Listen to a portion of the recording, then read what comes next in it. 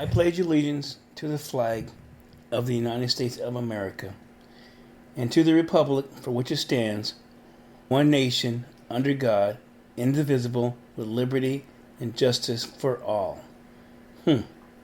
For all. That's the operative word. Hey, welcome to Military Illumination. We're a podcast that will help you decide if the military option is right for you or someone you care about. I'm your host, Gary. I'm a veteran. I've been impacted by the military, and I share the fruits of my journey and heartache to help you navigate the traps and dangers of the military service. We provide information about military recruitment traps, benefits, and lifestyles. We'll also illuminate the truth behind the military benefits and issues surrounding the military lifestyles. We'll turn on the lights to show you the dark secrets of the United States Armed Forces through experiences, historical data, stories, and the military's own admissions. You will be in a power position because you will know what the military knows. Therefore, you'll be able to make an informed decision about enlisting in the military or recommending it to someone else, especially if you're between the ages of 18 and 24 years old. The flip side is learning about this information while you're in the military and going through a negative situation, but by that time, it's too late. I'm the only voice out there sharing information such as this, illuminating the truth. A lot of veterans are speaking out.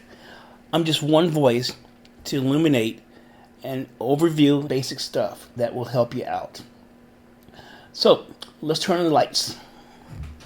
Today we're going to be talking about the military judicial system, also known as JAG, the Judge Advocate General. It's the military's exclusive organization for distributing justice. I say it that way because it really can be tongue-in-cheek how the military does that, and it's very important for you to know. So before I get into it, I want to share one more time. I pledge allegiance to the flag of the United States of America and to the republic for which it stands, one nation, under God, indivisible, with liberty and justice for all. First of all, there's liberty. In the military, a person serving doesn't get that. They work and serve at the whims of our government and their service that they enlisted into. Then there's justice. The justice that you may think about if you're a civilian isn't quite the same as the justice that the military sees it. In the Pledge of Allegiance, when we talk about for all, it really doesn't impact military service members. When you enlist in the military, you give up that right. You are not counted in the for all. But before I get to the meat of the matter here, the main event here with the military and justice system, it's important to review. If you've been listening to my podcast, you know the things I've been talking about and how it impacts it. Things like the Fairness Doctrine, congressional leaders, the civilian courts, JAG, Tort Claims Act, and autonomy. It's really important for you to understand how this fits. United States citizens versus military service. If you can get this in your brain, if you can think about it, it's different. What you know as civilian is completely 180 difference in the military. What you know as a civilian in the world as American citizens, it doesn't apply if you're in service. That's something you really got to understand. The military tries to get you to not see that by calling it a career, but it really comes down to understanding the fact that as a United States citizen, you have the rights, you have the liberty, you have the justice. As a military service member, you give up that. When we talk about the military service system, I want you to kind of think about it like, let me back up here. Real fast here. Do a Venn diagram. If you got a pencil paper there, if you know what a Venn diagram is, draw a Venn diagram. On one side, put down civilian. On the other side, write down the military, and in the middle is the common.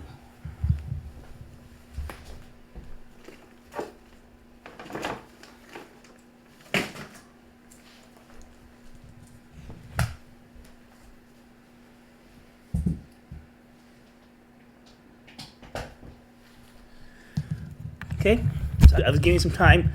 Actually, how about ready to lose power on my computer? So, the Venn diagram. On the civilian, there's going to be legal, there's going to be lawsuits, right? That if someone harms you, whether it's a job, whether it's another person, you can sue them. You can sue the company for damages, the medical, the dental, the retirement, okay? All those things, as you're a civilian, as you're thinking about that, forget about it if you go to the military. On the right side, opposite, you can put those same things down: legal, medical, dental, retirement, but it's not at the same level as you would get in the civilian private sector. Remember, as a civilian, or a person who's not in the military, you are guarded, you're protected by laws, you're protected by the Constitution, you're protected by a system, and you're protected by people, lawyers, who's looking after your best interest because that's their livelihood. In the military, it's just the opposite. Your attorneys, the JAG officers, they're really not. They are there for the military, and that's what I want you to understand. The only thing you can really guarantee is everybody gets paid in U.S. currency. Anything else is opposite. To understand the military and JAG, you have to understand the differences. That you're not going to get what you think you have as a civilian. The only thing that's common between the military and civilian is you get paid in U.S. currency. Now, let's look at JAG a little bit closer. We're not going to, like I said before, I'm not going to be like saying the good things and bad things about JAG because it's here or there. What I'm talking about here is the foundational stuff, where everything moves from. It's the foundation, okay? So I want you to draw a target. If you ever seen a target maybe where you shoot the bow and arrows, the archery target, I want you to draw something like that. In the center, which is always going to be the first one, I want you to put in JAG, J-A-G, in the very center. Use the black part. The next ring is the military. The ring after that is the Ferris Doctrine, and then civilian courts, and then finally congressional leaders. Okay? In that order. Because a military person, the first person they're going to go to when they're having problems is the congressional leader. Of course, they're never going to get the congressional leader. You're going to get an entry-level government employee. That should just basically say that you're never going to get to the main person you want to see. You're never going to get to the congressional. And then there's the civilian courts. Same issues. People are going to try to go in the civilian courts and bring your case, a military case, into civilian courts. Not going to happen. They're going to take your money, let you ride it to the distance, and in the end, you're going to end up right back to where you started from. But a lot less money in your bank account. We know the civilian courts are because that's United States Supreme Courts. A lot of the cases with the Ferris Doctrine ends up there. When every case ends up in the U.S. Supreme Court, you got a military personnel who have been so wronged and they believe they're going to get justice. Okay? But it never happens. I know they're loosening up a little bit on the Ferris Doctrine stuff, but really, unless it's a high-profile situation where they can't hide from it, it's going to be the same thing. It's just going to be they're going to kick it back down to military. You're not going to get anything. Okay? So this is going someplace. Then there's the Ferris Doctrine, which basically means that a military person and their family or anybody connected to it cannot sue the government for wrongdoing. It doesn't matter. It started out as medical stuff, but anything, trust me. You cannot sue. You cannot get regression. So far, as we look at here, what have I said so far that's going to compel the military to be held accountable? And if you're not being held accountable, then you pretty much can do what you want to do, right? The military also, they enjoy what they call autonomy. It means to self-govern, to do what they want to do, how they want to do it, without interference. Okay? And from the words of Patty Murray's entry-level person to me, was this: we cannot tell another government agency what to do. Once again, that's what I was saying. Don't be running to your congressperson because all you're going to do is just dig yourself deeper in problems.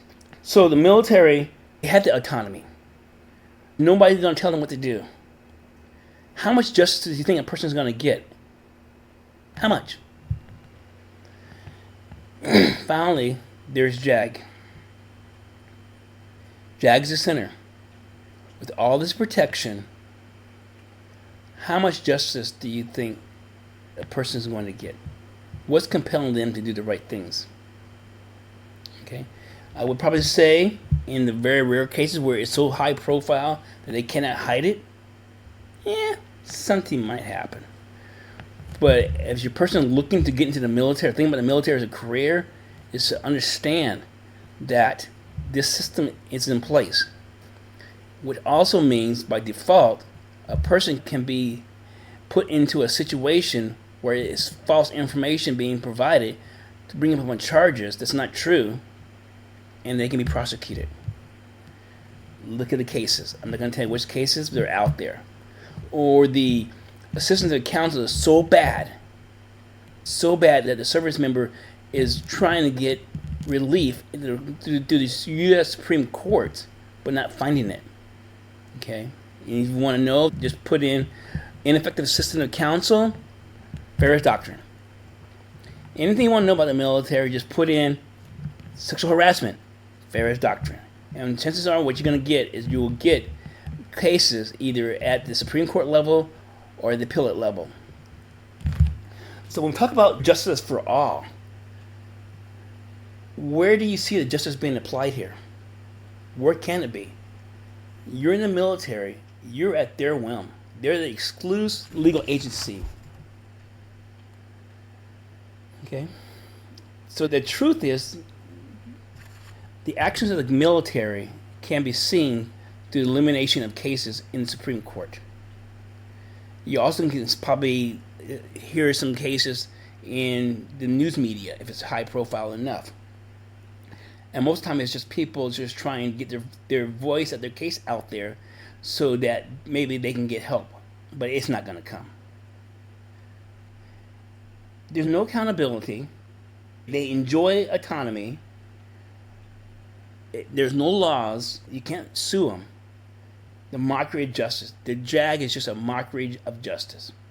It's just a whitewash thing. Before you start saying, oh, I am anti-military or I'm not patriotic. No, I drink the Kool-Aid. I drink gallons of it. I really believed in the military. I really believed in my government, and I really, truly believed in what the military stands for.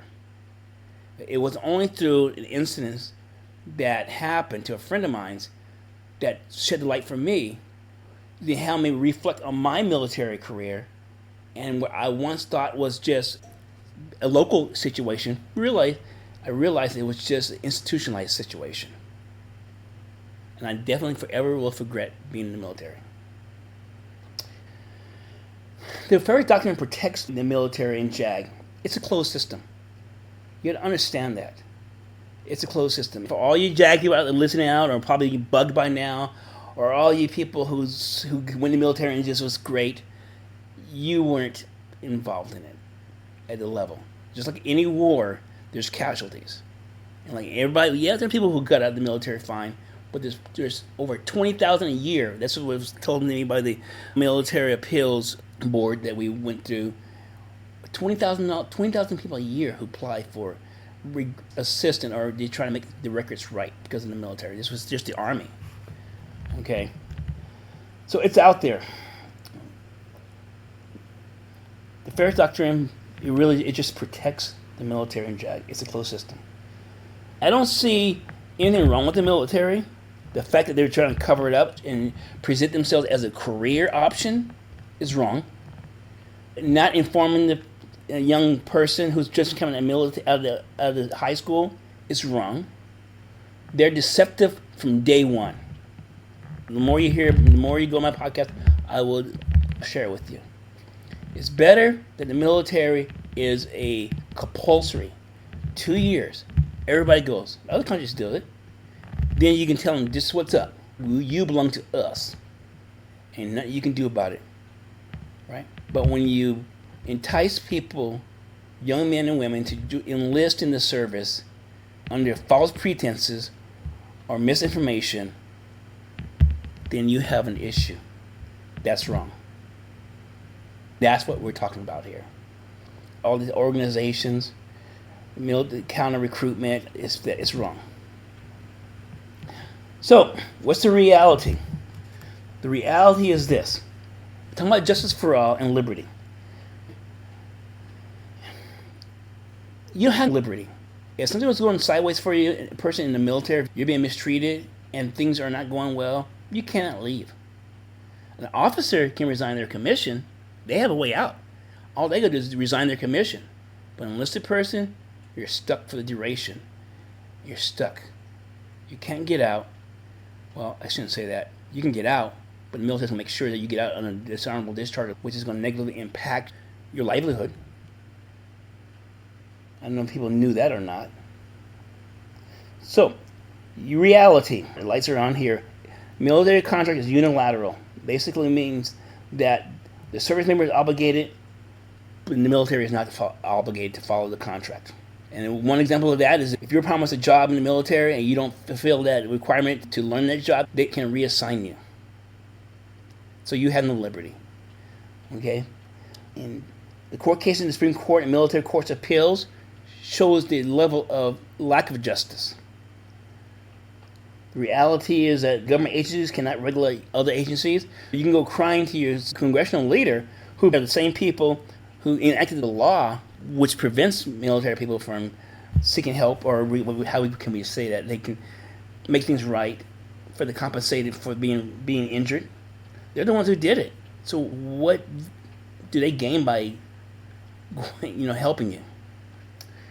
UCMJ, Uniform Military Justice, is punitive and is used as written when it benefits officers in the military, and when it benefits the enlisted brought under the charges, it won't be followed. They'll bend the rules, or they'll give you a lawyer who just basically sits on their hands and do nothing. Why? Because they work in the same office at the JAG office. The military JAG is exclusive legal authority. There's no one to police them, hold them accountable. These are the things. These are all these things that we talked about, right? That you got to take into account. And regardless of what anybody says, even if it's a recruiter, say, no, it's fair. No, that's not the way. No, this guy don't know what he's talking about. Okay, I don't know what I'm talking about. Just do your due diligence, right? Look up, see what's going on in the news. Look at what's the court cases, right? Look at things that were going on the website. For example, look at Lieutenant Rudolph Ferris, the officer who's named as one of the three cases that makes up the Ferris Doctrine. Okay, you want the truth? He was burned up in the Berry fire. The military knew about it. The Army knew about it. They knew it wasn't safe. It burned down. He died. His widow, with a young child, was trying to get extra assistance, trying to get help, and they turned their backs on her. Let that sink in. So here we go. Everything I talk about, there's always a story behind it. The basis for what I'm talking about comes down to 1998, Washington National Guard in Washington. Lieutenant Colonel at the time was Brett Dockery, commander in 168 Aviation Battalion, Fort Lewis. Him, along with his XO, Major Palmer, these people maliciously prosecuted a soldier, okay, with the help of JAG, who did not follow the regulations, who withheld evidence, who took evidence from another person that actually caused the issue, and they placed it on this soldier. They pushed paperwork forward through here.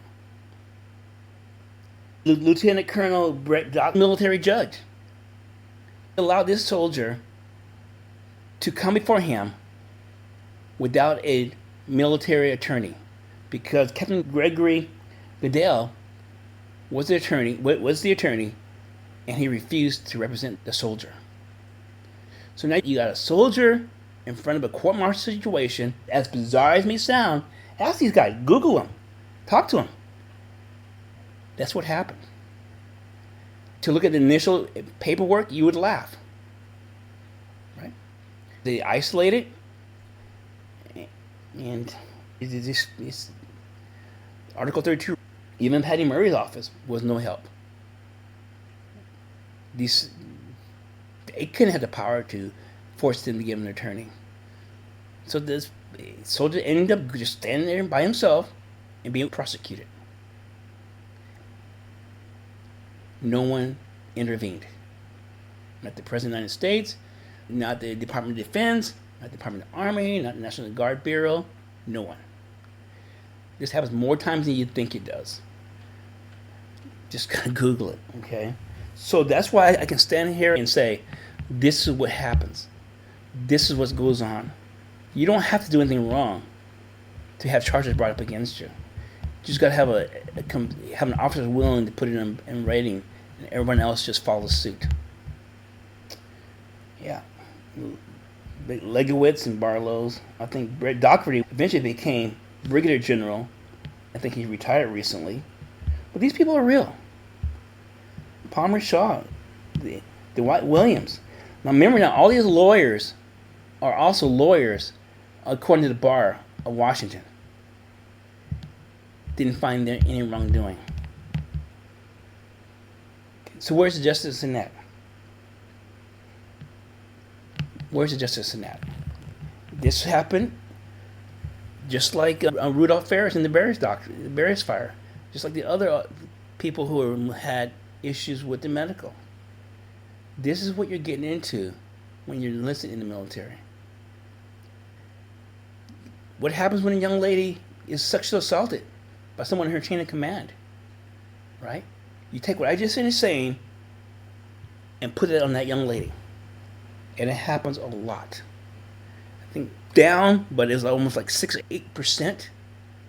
When you talk about 6 or 8% in 2023, that's 16,000 women, right?